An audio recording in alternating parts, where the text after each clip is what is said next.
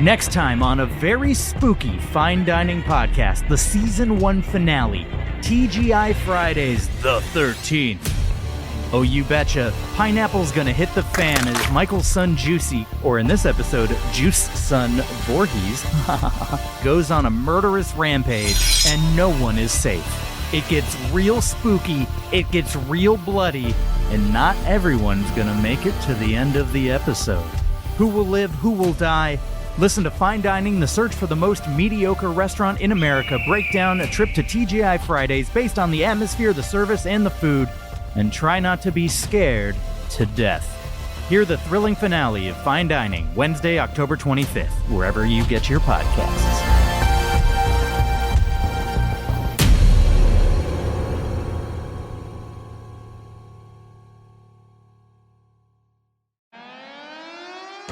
Cancel culture, free speech, not being allowed to say what you want, Meghan Markle.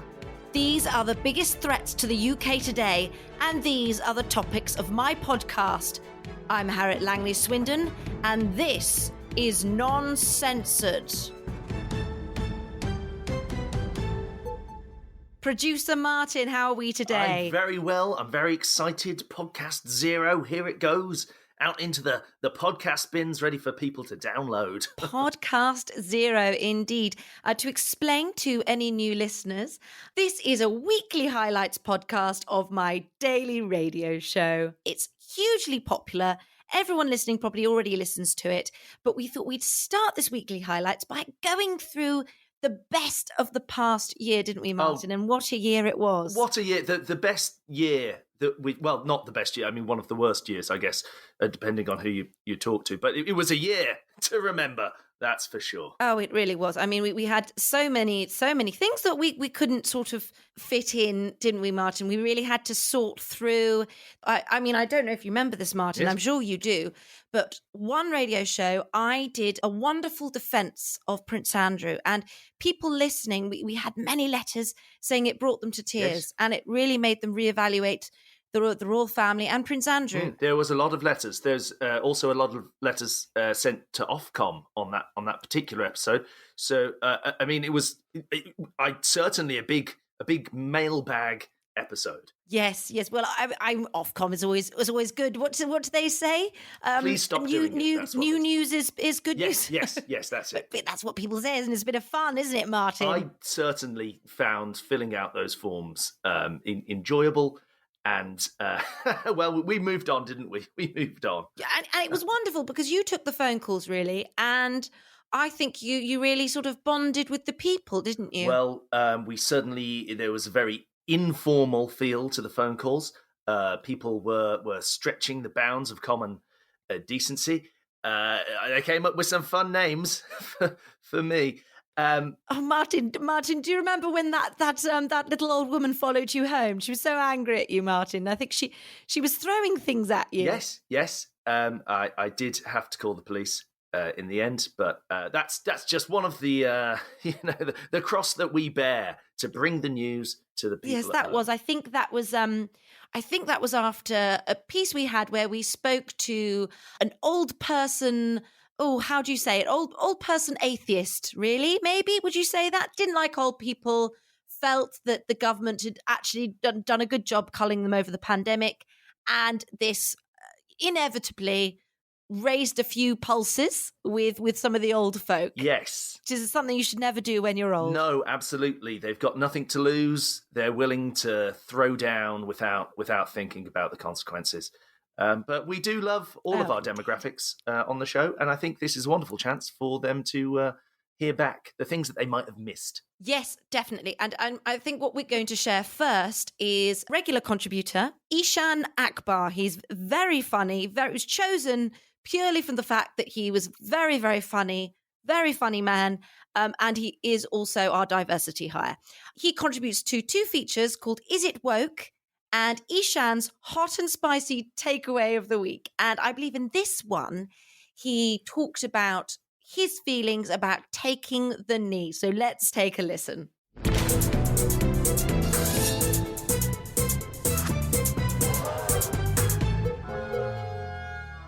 taking the knee has become a sign of the times where people are trying to highlight that racism is bad by getting down on one knee. Now, this is meant to be an inclusive measure that everybody can do, but from my perspective, as your diversity expert, I feel like it excludes the disabled, it excludes overweight people who might not be able to get up once they've gone down on one knee. And actually, the people that can do it are the ones who seem to have the physical abilities to be able to fight racism. But what if you're physically unable to fight racism? What, are you a racist then? What, like if you have no knees? Yes, if you have no knees. What do you do then? And also think about the number of women who are expecting a proposal, but lo and behold, I know this happened to my friend the other day. My friend Marjorie, she'd been going out with her fella for a long time, waiting for him to pop the question. They were out at a restaurant, wonderful setting. There was candles. Oh, it was, honestly, she said it was so romantic. Anyway, after dinner, he gets down on one knee. She is so excited. She thinks, finally, we've been going out for 16 years. I'm just waiting for him to pop the question. No, he's just protesting against racism. Awful. Right. Awful. She said it ruined the meal. Protesting against racism at dinner. Martin, you should be able to. You should protest racism wherever you can. Surely, why? Do you have specific meals that you talk about racism? No, absolutely not. No, I mean, I absolutely protest it. I protested at every meal and at lunch. I wouldn't encourage it at any meal, not even snacking, between meals. But boys, I'm sorry, why do we have to protest racism? It's solved. We've solved it now. It's not an issue. I simply can't imagine in this day and age a black English player getting racist abuse. It just wouldn't happen. This isn't the 1980s. No, we solved it. Hello. Goodbye. I'm on this show. That's proof, surely. Yeah, exactly. We've done it. We've solved it here. Do I have to go around taking the knee? Why can't I just say, yes, I think racism is bad? No, I think we should boo these players. They're making it political. They're getting down on their little knees, and it's making people feel bad. Personally, and, as you say, causing a lot of proposals. I think I've done some research. This is a ploy by the broadcasters because taking a knee lasts about a minute to minute and a half. So the football matches now last, 95 to 100 minutes, and they can get more advertising. And really, I feel like it's just a corporate ploy to have more football on television, but no one's talking about it because they've wrapped it with racism. Wow. So you think it's a conspiracy? Just for legal reasons, I'm just gonna go out there and say that there's this is our opinion here, and we're not accusing FIFA or any of the major channels of wrapping the sport. Oh, sorry, Martin. I didn't realise that you thought FIFA was a very upstanding organisation. I mean, I don't know much about their workings, but I wonder if some of them were actually just doing it because the others did it, taking a knee, or maybe sort of tying their laces. So the others, Martin, are you suggesting that those people don't think for themselves? They just copy what everybody else is doing? To be fair, Eshaan, that's what happens with the Marxists. That's what happens. It's a cult. So I think Martin makes a good point.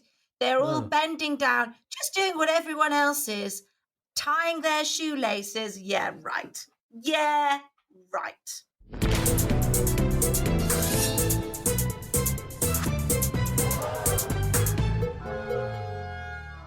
Oh, he's so funny. He's so funny, isn't he, Martin? He's certainly a character.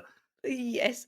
Well, the other feature he contributes to is called Is It Woke? A very, very serious feature. It was really hard picking which one to use from the past year, as we did some really wonderful ones. We had a wonderful piece on why pot plants were, in fact, incredibly woke.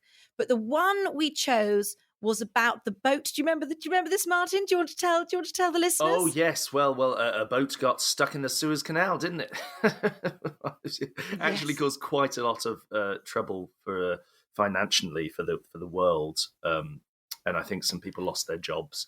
So it was quite a serious matter.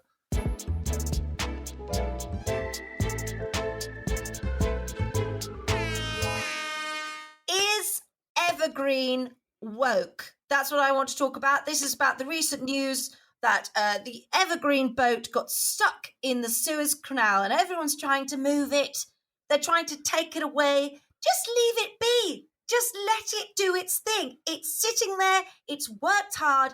Why do we need to remove it? Why are we spending all this time looking at a boat that's just sitting there minding its own business? To the floor. What do you both think? First of all, it is one of the busiest and most important trade routes. So it is quite handy for it to remain clear for traffic to pass back and forward. Why don't they just get littler boats? Why don't they get little boats round the corner? They get out of their boats. They get on little paddling boats. Evergreen is a big boat. It is a big, important boat. It's just minding its own business. Let it be. And Martin, I don't know if you've heard, but there are things such as planes and trains and rafts automobiles and tunnels. Yes, where you can transport goods and services. Since when are we still going with these ancient ways of just passing through products on boats? The only thing that needs to be on boats are people. Yes. Well, I think there were quite a few people on the boat as well. Were you saying there were too many people on the boat? No, not at all. I mean, by all accounts, the correct amount of people. What's the correct amount of people on a big boat, Martin? I mean, I don't know exactly nautical. So if I was to hazard a guess, maybe 10. Okay. I want to know what boats were trying to get past the Evergreen boat. Well, there's a good question. I think there were lots of boats trying to just. Are there people on? Past. Is it people trying to get through? I mean, you say it's important. You say it's an important trade route. What are they trading? What are they taking through? Is it people? Oh, well, I couldn't possibly say about that. I mean, I don't think we're allowed to say if. Martin's all for people on boats. Martin, you are allowed to say this is non-censored. Come on, you can. You can say what you like. Everything. It's no opinion is off the table, or is it on the table? No opinion is off or on the table here, Martin. Even for you.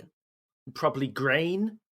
There's probably some DVDs in there. They're still quite popular. DVDs? DVDs, you have to be very careful. No, DVDs now, they're illegal. They are illegal. You can't. If the Evergreen boat is taking DVDs, then actually, I think it's good that it's not going anywhere. Have you not seen the piracy ads, Martin? They're dangerous. I think that's only if you steal them. People put it on and they think they're getting one thing. They think they're watching Dumbo, and actually, it's French porn. That may be the case. I just feel that calling the Ever Given woke is perhaps it is. I mean, you're right, it's not woke, but what it's doing is, I hadn't realised, is that of course it's trading illegal DVDs. Why is this not more talked about? This is a huge deal. Of course it's woke. This big boat goes to a place that it has no business being. It's too big for the place, and now all these little boats have to push it out of its own trouble. You should know where you can and can't fit. Don't put your nose where it doesn't belong. That's what wokeness is about, isn't it? Just putting your nose in places that it just doesn't belong. Yes, this is a big wokey boat. And do you know what? Often I get accused of in this show of not changing my mind. Well, actually, I have changed my mind. I was all for the Evergreen. I thought I wanted its right to exist, but now I see that it's doing it by quite dodgy means. And as you say, Eshaan, it's where it doesn't belong. It's trying to get all the DVDs out to the good people of England, and that's just not on. That's just not on. Also, I can't believe that this boat was stocking and trying to trade DVDs when the world has moved on to streaming and it got stuck in a canal. I cannot believe it. I cannot believe it. That very funny. Very funny. I hope they don't sue us. Martin. I hope they don't. Martin, I don't know why you try with these jokes. It's just sue us. They're two different words.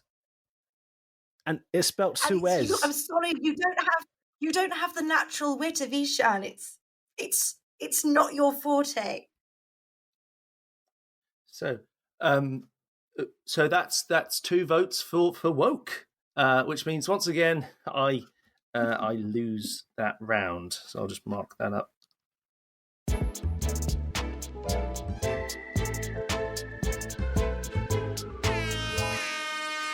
Now, in this show, we have phone-ins. Oh, we get so many phone-ins, don't we, yes, Martin? Absolutely. We love them. But in the past year, the amount of phone calls we got really was about #Partygate. Absolutely. I've actually thrown together a few clips just to demonstrate how much conversation there's been around this particular issue.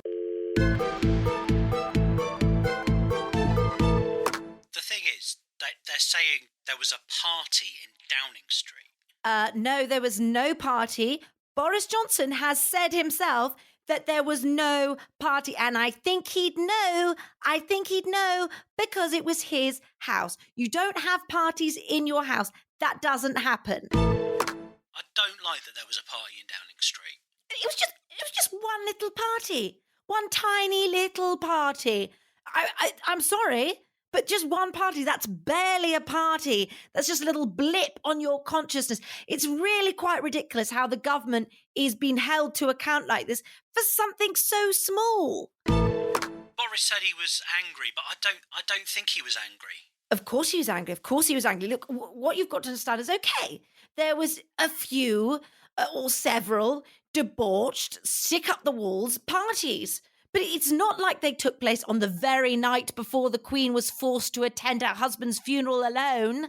And anyway, the Prime Minister didn't know. He didn't know. He wasn't there. Boris Johnson, he said he wasn't at the parties, but he was. How are we supposed to trust him? He didn't know it was a party. He may have been there, but he didn't understand. It's very hard to know whether you're at a party unless Sue Gray is there to tell you that it's a party. What we really need to do is set out some clear definitions of what a party is. We haven't done that, so therefore our Prime Minister and lots of members of government are just flailing about in the dark. So, Harriet, the thing I want to talk about is these parties that Boris was having. Well, I can't talk about that, can I? Can't talk about it. It's an ongoing police investigation. When there's a murder investigation, you don't have the murderers talking about it, do you? No, they're quiet. They're getting on with their day. Maybe murdering other people, maybe just feeding their fish. You don't know. But there is a reason for that, and we respect the law. And I'm respecting the law, and therefore I'm not talking about the parties because I don't know about what the parties was until the police say. Thank you. Well, Harriet, I'm just really glad the police are finally stepping in to look at this. It's about time. They've waited too long. I don't know. I don't trust the police. They're very wokey. There's lots of wokeness that's infected the police. You can't trust them. What are they doing getting involved, trying to question the government? I mean, they've clearly been infected by the woke agenda who want to persecute the government. And it makes me sick. They make me sick. I don't know, Harriet. Like, the police say it was fine, but I just don't trust their judgment.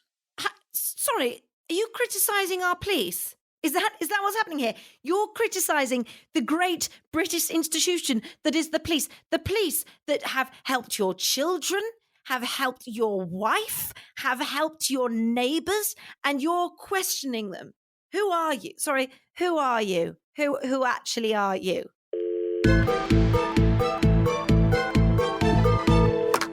We also, on this programme, speak to the biggest names in politics.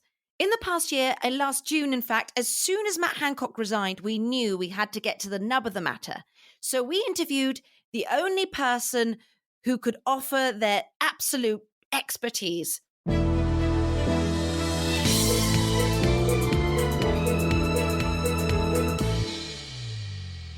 Nadine Dorries, welcome back to the show. Hello, thank you. Hello, this is culture. This is culture. Yes, and of course, I mean the thing is, Nadine, when we read about this story, we thought there's only one person. There's only one person who can take us through what is really going on here, what is happening, why it's happened, how we should feel about it. Is Matt Hancock a sex symbol now? I don't know. I don't know. And I know. I do know. This is your expertise. Matt Hancock, I've worked alongside him, and he's always been very appreciative of me, who isn't. And as I said to him, go where your heart tells you to go. And frankly, the way I see it, that if he's slow dancing in his office with a woman who'll have him, then he's not doing parkour in there. And this is going to be great for the plasterers, because they were sick of coming in there and fixing things. He does a lot of parkour in the office. Ordinarily, he's not now. He's just doing love parkour. Is this the romance of the century? That's what I want to know. I mean, he's walked away from his job. He's like, he's like a king who's abdicated from the throne because he fell in love with the wrong woman. But in this case, he just fell in love with a woman during COVID, and they kind of ignored COVID rules. But it's the same kind of thing, isn't it? Falling in love with the wrong person. Yes, and in some ways, the wrong person was the right person. And at the end of the day, how are you supposed to keep up with rules when you've got so much to do? He was the health secretary. That was an awful lot of stuff for him to do. So how is he meant to keep up with rules? And that's why he, I suppose the left would say, broke the rules. I would say he fell in love. I sort of feel that it really is the modern day real life story of Shrek, of course, because Shrek has it's a great love story of our time. I think everyone can recognise that and relate to it. Martin, how is it like Shrek? Well, he was alone. I think it's like Shrek. I do think it's like. Yes, and his life was a swamp. And yes, I agree. Then along came his princess, who rescued him from it, but not without some capers along the way. Who's the donkey in this scenario? The donkey is Michael Fabricant, because he's so funny. I think that's really funny. Exactly how. That's exactly. I mean, I can't unsee it. Once you see it that way, you can't unsee it. I think Michael Fabricant would be up for being a donkey. I think he would take that role very nobly. Because that's the great thing about Michael Fabricant. He stands up and he takes the role he's given. And I think he'd do that. I think he'd be the donkey. Yes, he's very funny. Very, very funny man. A lot of people on the left are afraid of humour, and that's why they're afraid of him, Michael Fabricant, the donkey. They are. They can't laugh. They can't laugh at themselves. So we have to laugh at them. Yes, exactly. I love jokes. I love jokes. I love laughter. In my books, I have a lot of humour, and people find them very, very funny, but they also have a lot of heart and romance and erotica and violence. I mean, this is why you're perfect to be a culture secretary, which is obviously more of a secondary job. Yes, to your writing as an author and a seductress. Yes. I mean, do you think? Would you be seduced by? Obviously, Nadine, you're not interested there. But would you think you'd be seduced? We've all seen Matt Hancock's moves. We've all seen them. Do you think they were some good moves? My favourite, because obviously I've watched the video and it's very heartwarming, and I think it's sick that people say, "Oh, why is he doing that?" When I thought it's extremely romantic. I wish them all the best. I think there wasn't a lady in the land whose thighs weren't a quiver when they saw Matt slow dance with his woman. And she, she's probably a bit of a stuck-up cow. She wasn't really into it. Hand on the arse. I think that's beautiful. I hope that very gently put his hand on the arse as well. It was a very gentle movement. He's a very tender very man. Very sensual, I felt. Yes, and it's funny because he's got a strong arm. He's not afraid to leap a wall in a park, but he's not going to put a firm hand on a lady. And I think that's something the left could learn a lot about. We've seen how strong he can be. Yeah. Which is, once again, just like Shrek.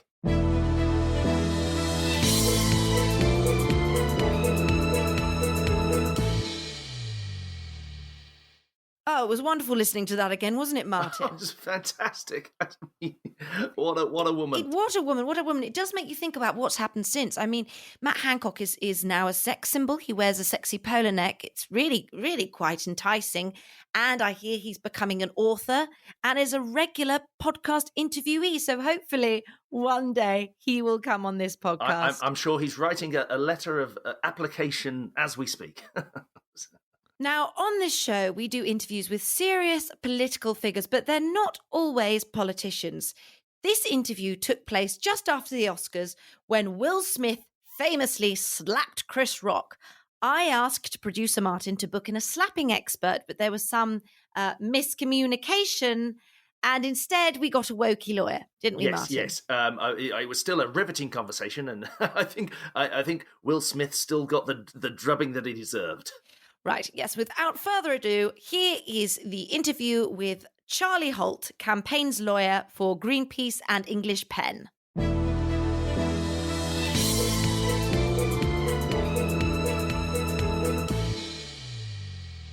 I am delighted to welcome to the show Charlie Holt, who, how would we describe your job, Charlie? He professionally prevents hippies getting sued for the eco-terrorist Greenpeace, and most recently has been stopping oligarchs exercise their fundamental human rights to manage their reputation, which he does for English Pen, which, and correct me if I'm wrong here, Charlie, stands for poets, playwrights, editors, essayists, novelists, but not, however, I noticed, joke writers. So no protection for Chris Rock then, Charlie? Well, I think that would go somewhat beyond our remit, but I would say that the beyond acronym... your remit. What do you mean? What? So they don't count, do they? They don't count because especially the unwokey ones like Joe Rogan, you wouldn't protect them. Well, we protect freedom of expression more broadly. Freedom of expression. So you're for free speech.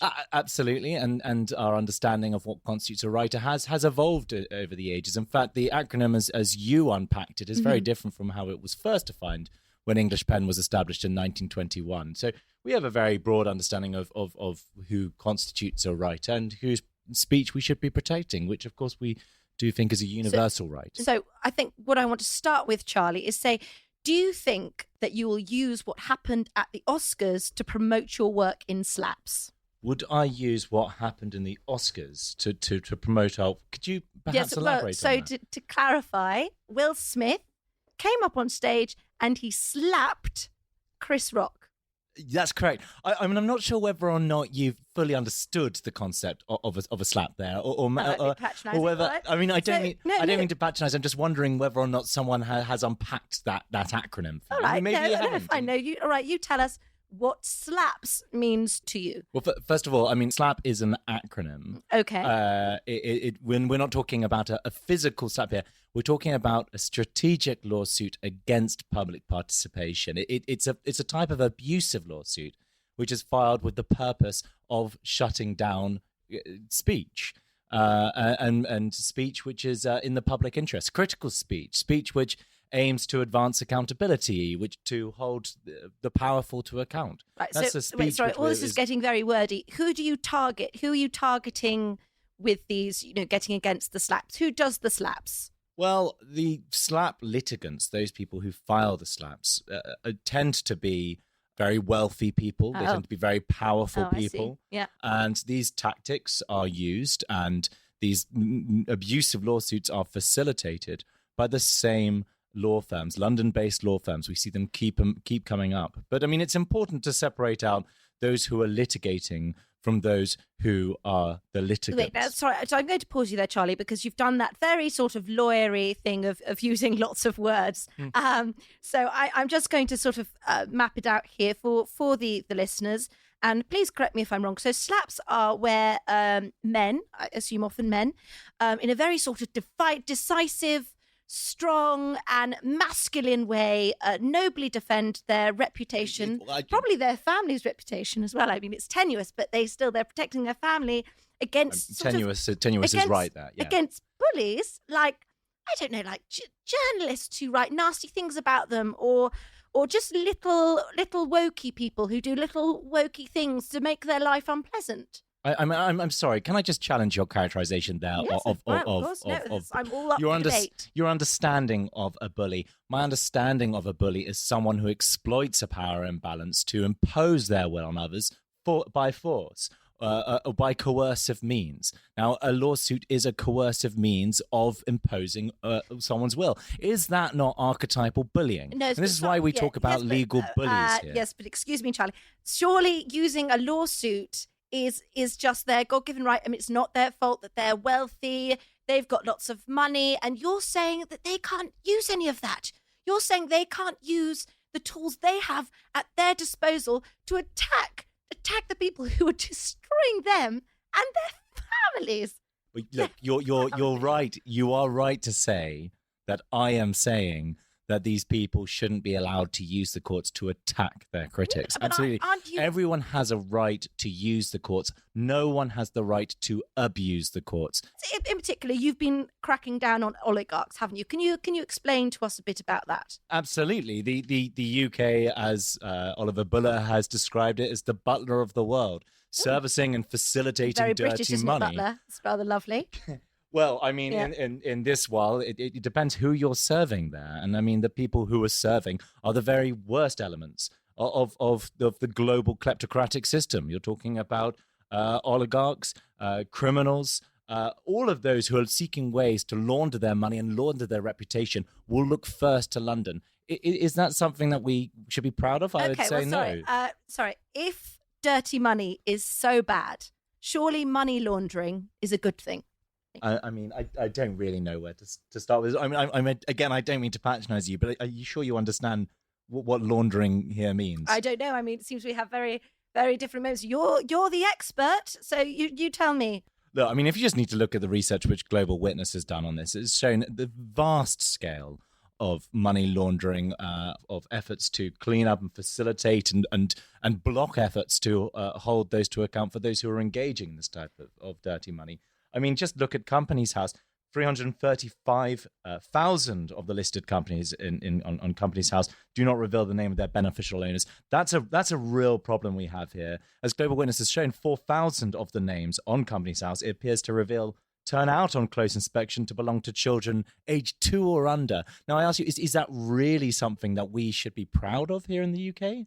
You know, producer Martin, he's using quite a lot of numbers there, didn't you? You didn't prepare any numbers. What I've got numbers. If you want some numbers? Yes, please. Yeah, well, I was just going to say, fascinating. Thank you for coming on the show. Thank you. It's a pleasure to be here. I just did want to say that it does actually sound a lot like the Oscars SLAPP. To be honest, I mean, someone that was very more powerful. I've seen him in iRobot. He's a very powerful man, and there he was using his power to defend his wife. I mean, not just one opinion. Also, sorry, just to one other point. He does have a butler as well, doesn't he? Jeffrey. What, does Will Smith have a butler? Yes, in The Fresh Prince of Bel-Air is Jeffrey, who's a British butler. So the parallels they just keep on coming throughout. I'm not sure I quite follow this analogy. You could. I'm struggling. Producer Martin, that's very clever. You could use this for your SLAPP campaign. I think we've sorted. Wait, so who is as in Will Smith here is the slapper, the slap. He slapped Chris Rock. There's a video. Have you seen? Lots of people saying, "Oh, he shouldn't. He's abusing his privilege." But was he, or was he defending his wife? Maybe I should just make clear here that neither of the organisations I represent take a position on the Chris Rock. Will Smith. Very convenient. And I couldn't say whether or not there is a power imbalance between the two in a way which represents the problem of UK courts. And is there any position on Jazzy Jeff?